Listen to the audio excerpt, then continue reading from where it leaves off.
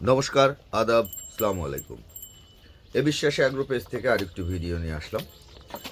বিষয়টা হচ্ছে এখন শীতের দিন। শীতের দিনে হচ্ছে ছাগল কিন্তু আপনার খুব বেশি একটা পানি খায় না, ওরা পানি খেতে চায় না। তো পানি না খেলে ওদের শরীরটা শুষ্ক হয়ে যায়। পানি খাওয়াটা খুব জরুরি, মানে সব প্রাণীরই পানি খেতে হয়, কিন্তু এই শীতের দিনে সবাই একটু কম কম পানি খেতে চায়, মানে অনেকে খেতেও চায় না, বিশেষ করে ছাগল ওরা তো খেতেই চায় না। তো এখন রোদ উঠছে, এই তো টুকটাক খায়। তো সেই ক্ষেত্রে যদি আপনি ওদেরকে এই যে বিভিন্ন জায়গায় দেখা যায় যে কোনো বাজার অথবা কারোর ক্ষেতের সবজি শেষের দিকে বা নষ্ট হয়ে গেছে এরকম যদি কপি থাকে, মানে ফুলকপি বা শালগমের পাতা, অথবা যদি আপনি এই মূলার পাতা, হ্যাঁ, অথবা কোনো জায়গা থেকে যদি পালং শাক এনে ওদেরকে দিতে পারেন, কারণ ওদের তো ডিহাইড্রেশনের ফলে শরীরটা শুষ্ক হয়ে যায়।